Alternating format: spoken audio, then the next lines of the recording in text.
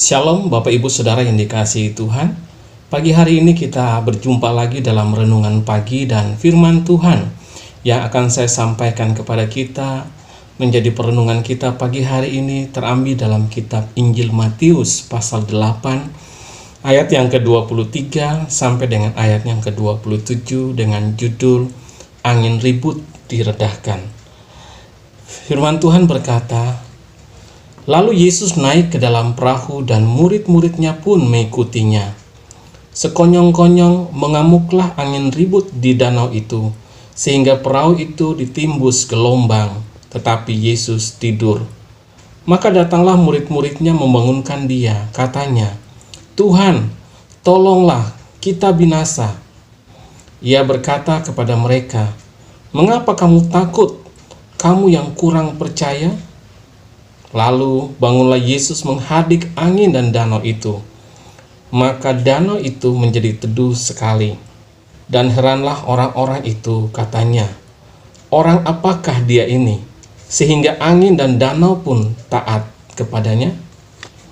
Bapak Ibu Saudara yang dikasihi Tuhan, firman Tuhan ini mungkin sudah sering kita dengarkan dan sudah sering kita bacakan. Tetapi hari ini yang menjadi pengajaran buat kita dalam hal ini saya ingin membagikan ada dua hal. Dalam hal ada harapan di dalam Yesus. Nah, untuk mengikuti dan mendapatkan harapan di dalam Yesus, kita bisa belajar dari kisah ini. Sebelum peristiwa ini, peristiwa angin ribut diredahkan, kalau dalam konteks pasal 8 ini, maka kita akan temukan ada pengajaran yang Tuhan Yesus ajarkan kepada banyak orang dan kepada murid-muridnya terlebih khusus. Nah, pengajaran yang pertama yaitu bicara tentang iman. Nah, tentang iman. Kita lihat kisah tentang iman dari seorang perwira ya. Alkitab menceritakan kepada kita dalam Matius pasal 8 ini, Yesus menyembuhkan hamba seorang perwira di Kapernaum ya. Dan pada ayat yang ke-10 diceritakan kepada kita, setelah Yesus mendengarkan hal itu, heranlah ia dan berkata kepada mereka yang mengikutinya, aku berkata kepadamu, sesungguhnya iman sebesar ini tidak pernah aku jumpai pada seorang pun di antara orang Israel. Yesus lagi berbicara tentang iman yang luar biasa dari seorang perwira Kapernaum, ya, yang mana dia mau mengatakan bahwa Yesus mendapatkan seorang yang imannya besar. Nah, imannya besar dari seorang perwira Kapernaum.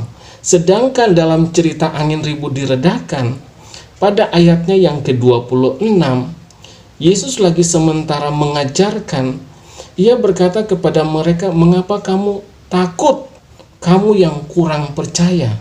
Mengapa kamu takut dan kamu yang kurang percaya? Artinya kurang iman.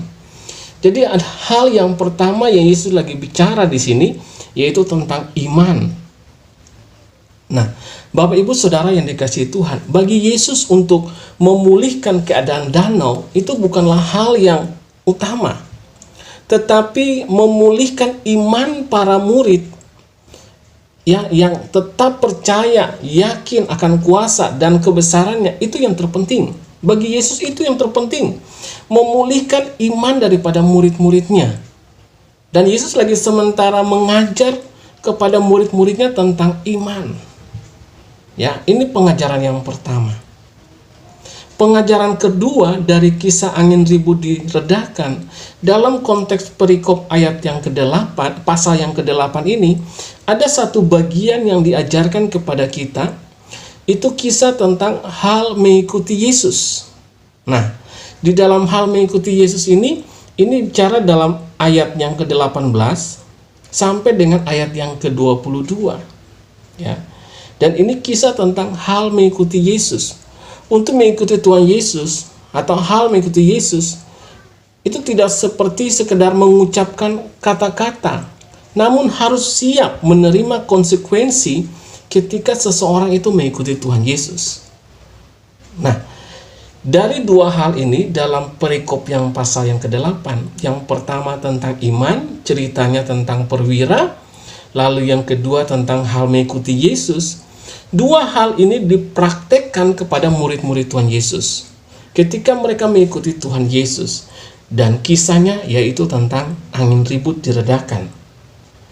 Dimulai dengan kata, lalu Yesus naik ke dalam perahu dan murid-muridnya pun mengikutinya. Jadi ada hal yang terjadi, yaitu ketika mengikuti Yesus bukan berarti tidak lepas dari yang namanya masalah. Mengikuti Yesus berarti bukan cuma sekedar berkata-kata saya mau mengikuti Tuhan Yesus, tetapi harus siap untuk menerima konsekuensi apa yang akan terjadi di kemudian. Nah, bagi kita semua, setiap anak-anak Tuhan, kita yang mau mengaku mengikuti Tuhan Yesus, mari kita lebih dewasa dalam hal iman kita, di mana ketika mengikuti Tuhan Yesus, kita butuh iman. Nah, bagi Yesus, proses pematangan iman para murid itu lebih penting daripada sekedar masalah angin ribut diredakan. Ini adalah proses iman pematangan mereka. Jadi, proses pematangan iman para murid itu lebih penting daripada sekedar meredakan angin ribut. Dengan demikian, catat Bapak Ibu, iman menjadi kekuatan yang kokoh dalam menghadapi setiap masalah. Ya, bukan sebaliknya, menunggu ada masalah dulu baru ada iman. Tetapi iman menjadi kekuatan yang kokoh dalam menghadapi setiap masalah. Nah, apa yang menjadi masalah kita hari-hari ini? Setiap kita pasti punya masalah. Entah itu masalah dalam keluarga, masalah perekonomian, masalah sakit penyakit, masalah hubungan satu dengan yang lain. Dan masalah itu datang tidak ada pemberitahuan, sekonyong-konyong datang. Tetapi yang perlu kita tekankan yaitu bagaimana kita membangun atau mematangkan iman percaya kita. Jadi dari cerita tentang angin ribut diredakan ini, kita belajar yang pertama yaitu tentang iman, yang kedua tentang hal mengikuti Yesus. Saudara mengikuti Yesus bukan berarti saudara tidak menghadapi masalah. Kita akan menghadapi masalah. Oleh karena itu, yang diharapkan dari kita yaitu bagaimana kita mematangkan iman percaya kita kepada Tuhan. Kokohkan iman percaya kita kepada Dia, supaya kita akan melihat perkara yang tidak mungkin menjadi mungkin. Bagi kita itu mustahil, tapi bagi Tuhan tidak ada perkara yang mustahil. Apapun masalah yang kita hadapi, tidak akan menimbulkan kepanikan dan kekecewaan yang kita jalani.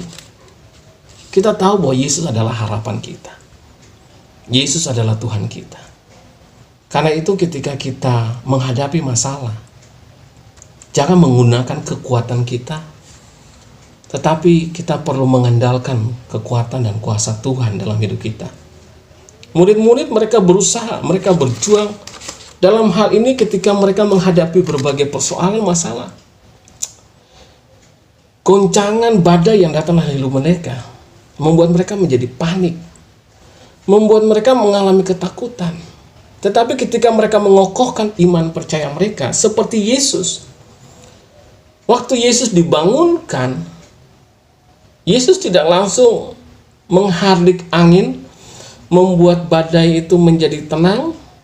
Tetapi yang Yesus lakukan yaitu Dia memperbaharui iman percaya murid-murid. Apa yang Yesus katakan kepada mereka? Pada ayat yang ke-26, Yesus berkata, "Mengapa kamu takut?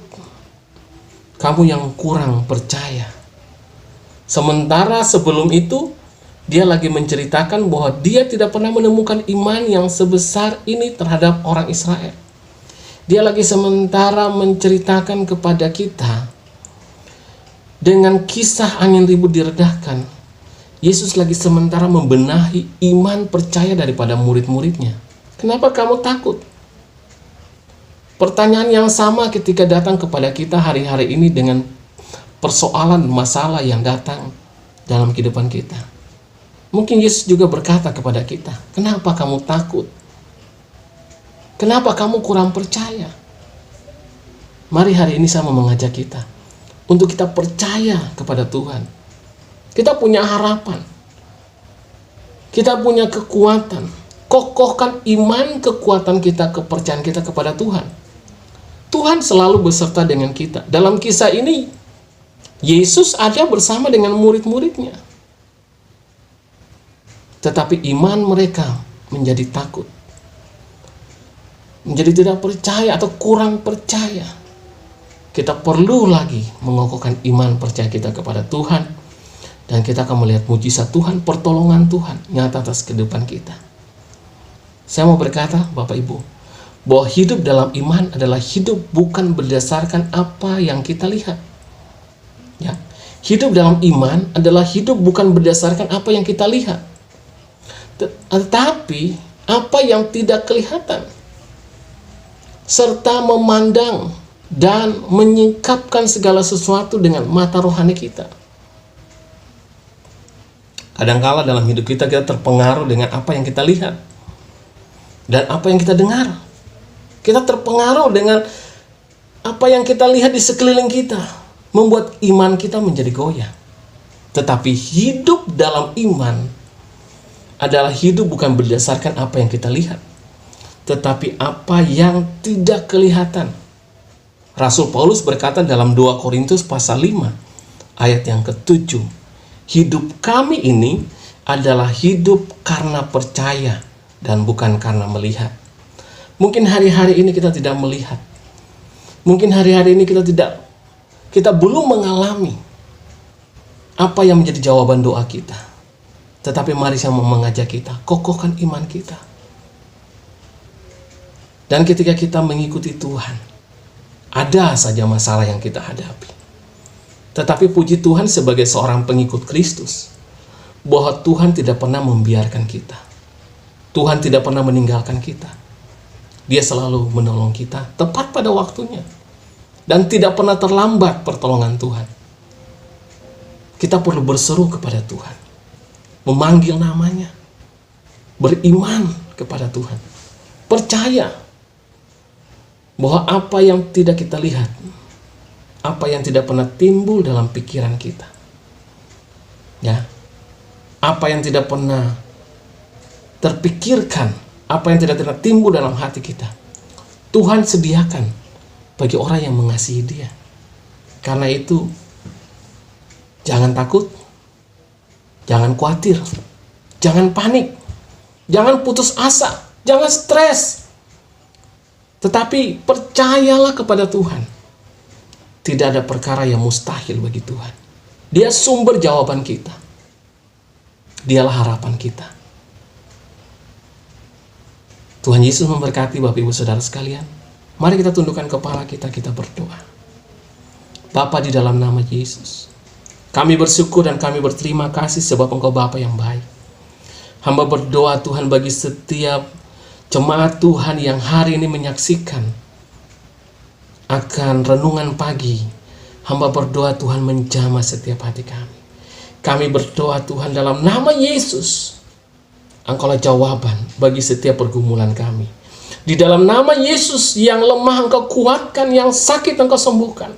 Di dalam nama Tuhan Yesus, mujizat-Mu terjadi Tuhan. Kami percaya Engkau Tuhan. Engkau Tuhan yang tidak pernah terlambat. Engkau mengajari kami supaya kami memiliki iman yang besar. Engkau mengajari kami ketika mengikuti Engkau ada konsekuensi yang kami terima. Tetapi kami percaya bahwa Tuhan tidak pernah meninggalkan kami.